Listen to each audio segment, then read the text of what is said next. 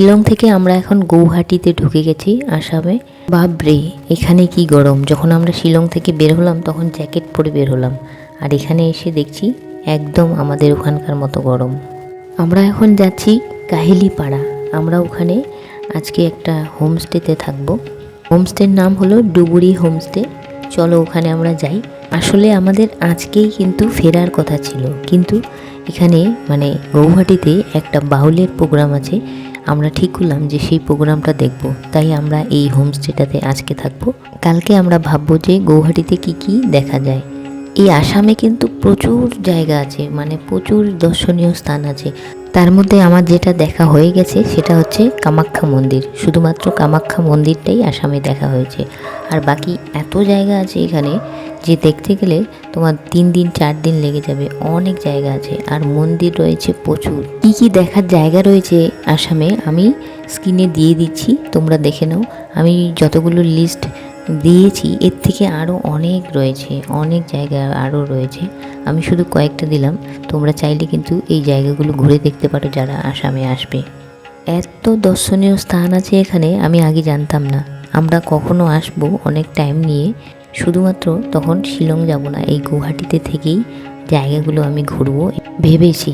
বলতে না বলতেই কিন্তু আমরা চলে আসলাম ডুবুরি হোমস্টে। আর এই হচ্ছে ডুবুরি হোমস্টের সামনের গেট। আর এই যে হলুদ রঙের যে বিল্ডিং, এটাই হচ্ছে পুরো বিল্ডিংটাই কিন্তু হোমস্টে, আর এটা সামনের গেট।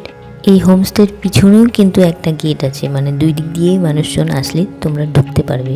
শিলং থেকে যে গাড়িটাতে আমরা আসলাম সেই গাড়ির দাদাকে এখন আমরা সব পেমেন্ট মিটিয়ে দিয়ে ভিতরে যাব। চলো দেখি ভিতরে কি কি আছে, দেখে নেব। আমরা একদম এখন হোমস্টের ভিতরে ঢুকবো, আর এটা বলছে এদিক দিয়ে ডান দিকে ঢুকতে হবে, রিসেপশন। আর এখানে ঢুকেই যেটা দেখতে পেলাম, 2টো পাখি, এত সুন্দর 2টো পাখি রেখে দিয়েছে, কিন্তু আমার ইচ্ছে করছে পাখিগুলোকে উড়িয়ে দিই। আর এই হচ্ছে রিসেপশন ডুবুরি হোমস্টের। সুন্দর সোফা টফা সব রেখে দিয়েছে, বসার জায়গা। এই হোমস্টেতে থাকতে হলে কিন্তু একটা ডকুমেন্টস দেখালেই হবে, আধার, প্যান। এখানকার রুমের সিস্টেমগুলো দারুণ, আমার দারুণ লাগলো। এই হচ্ছে 100 নাম্বার রুম। 100 নাম্বার রুমের মধ্যে এখানে রয়েছে সোফা, তারপর এখানে রয়েছে একটা খাবার টেবিল, তারপরে শুরু হয় রুমগুলো 101, 102, 103, আমাদেরটা 103। আর এখানে দেখো রয়েছে রান্নাঘর। তোমরা যদি এখানে চাও, যেখানে দিনের পর দিন থাকছো বা যদিনই হোক থাকছো, বাইরের খাবার তোমাদের ভালো লাগছে না, হোটেলের খাবার ভালো লাগছে না, তাহলে কিন্তু এখানে রান্না করে তোমরা নিজেই খেতে পারো, বাসনপত্র সব থাকবে। আর এটা হলো আমাদের রুম 103। এই যে আমরা এই রুমে থাকবো। রুমটা মোটামুটি ঠিকই আছে। এখানে আমাদেরকে একটা দিয়ে দিয়েছে ছোট্ট ফ্রিজ, মিনি ফ্রিজ।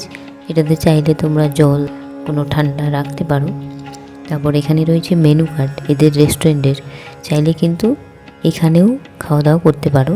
আর যদি তোমরা বাইরের খাবার পছন্দ না করো, তাহলে কিন্তু নিজের হাতে রান্না করে, ওই যে বাইরে বললাম রান্নাঘর রয়েছে, সেখানে কিন্তু রান্না করেও খেতে পারো। আর এখানে এদের ডুবুরি যে হোমস্টে, তার কিছু রুলস এখানে রয়েছে। পুরো রুমটা একবার দেখিয়ে দিই।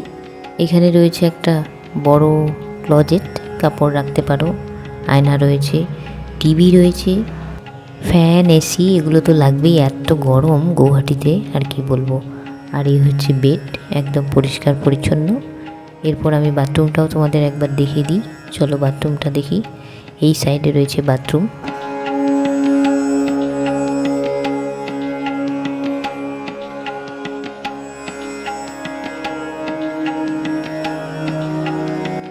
এই যে বড়, অনেক বড় বাথরুমটা। এখানে রয়েছে একটা বেসিন, হ্যান্ড ওয়াশ কিন্তু এখানে দেখছি না, শুধু বেসিনটা দেখছি।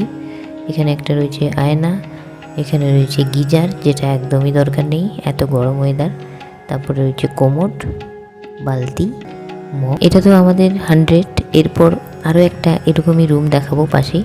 আর এই রুম থেকে বেরিয়েই, মানে 100টার থেকে বেরিয়েই এখানে রয়েছে একটা খোলা বেলকনি, আর এরকম একটা ভিউ। আর পিছনে কিন্তু যে বললাম গেট, ওই গেটটা কিন্তু এই পিছন দিকেও রয়েছে, যেটাতে এই হোমস্টেতে ঢুকতে পারো। আর এই সেই সিঁড়ি, যে পুরো বিল্ডিংটা বললাম, এই পুরো বিল্ডিংটাই হোমস্টে। আর এখানেও ঢুকে দেখবো অন্য আরেকটা, এইখানেও রয়েছে সোফা, এখানেও রয়েছে রান্নাঘর। বাজেটও কিন্তু অনেক কমের মধ্যে, 1500 থেকে শুরু হয়।